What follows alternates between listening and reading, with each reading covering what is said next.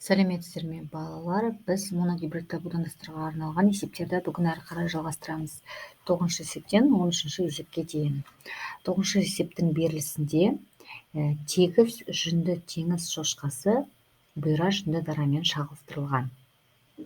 Яғни тегіс жүн доминантты, ал кішкентая бұйра жүн ол рецессивті белгіні білдіреді. Осы бірінші ұрпақта дейді, барлық ұрпақ тегіс жүнді болып шықты дейді. Байқап тұрсаңыздар, неге біз мына жерде айтып тұрған жоқ, доминантты рецессив деп тұр. Бұл жерде сіздер екінші сөйлемге қарайсыздар, өйткені айтылып тұр. Бірінші ұрпақта F1-де барлығы тегіс болған дейді. Содан кейін барып қана жаңағы біз олардың тегіс екенін, қайсының бұйра екенін анықтай аламыз. Енді қандай белгі басым дейді бұл жерде? Бұл жерде барлығы F1-де тегіс жүнді басым болып келеді. Тегіс пен бұйраны шағылыстырған кезде. Көріп тұрсыздар ғой, бірінші ұрпақ будандарын шағылыстырғаннан қандай ұрпақ күтуге болады дейді. Барлықтарының генотип пен фенотипін табыңыздар дейді. Бұл енді алдындағы шатаспасам 7-8 есептегідей, F2-ні табасыздар, парентаны жазасыздар. Яғни F1-дегі алынған екі ұрпақты бір-біріне шағылыстырасыздар. Үлкен А-кіші шағылыстырамыз, аталық үлкен А-кіші. Комета жазғанда дәл солай жазылады, бірақ үлкен А-дан кейін үтір қойылады, үлкен А, үтір кіші. Екінші аталықта дәл сондай. Содан кейін F2 дейсіздер, ұрпақтарын жазасыздар. Бұл жерде генотипі бойынша 1-2-1, яғни 1 үлкен А, 2 үлкен А кіші, 1 кіші А кіші.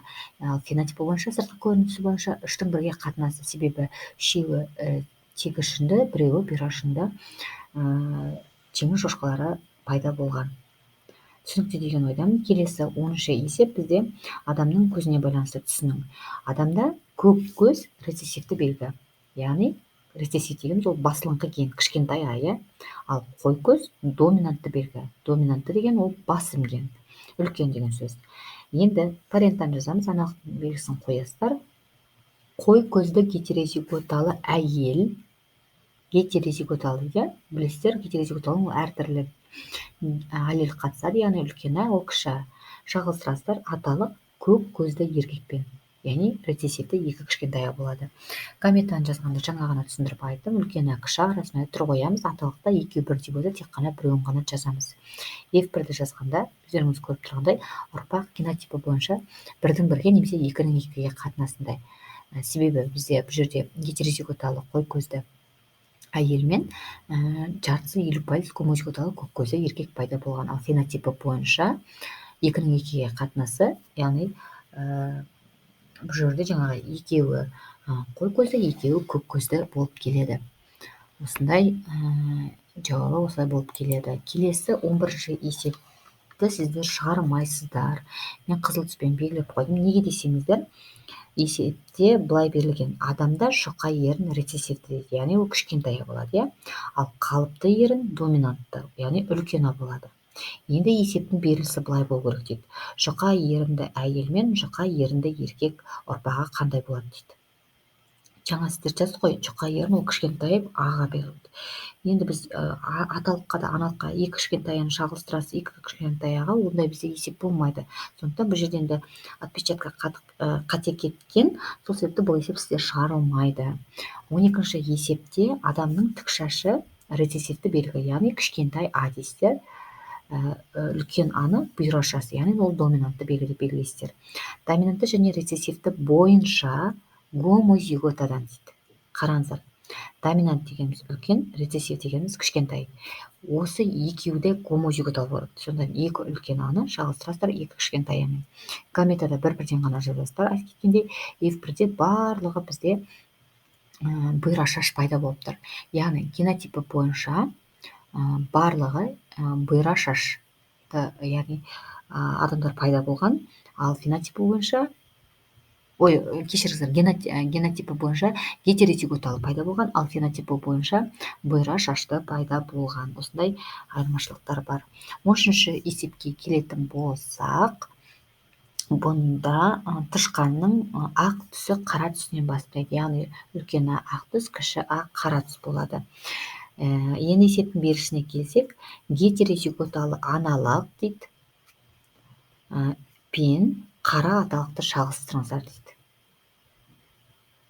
қараңыздар, аналық пен қара аталық дейді.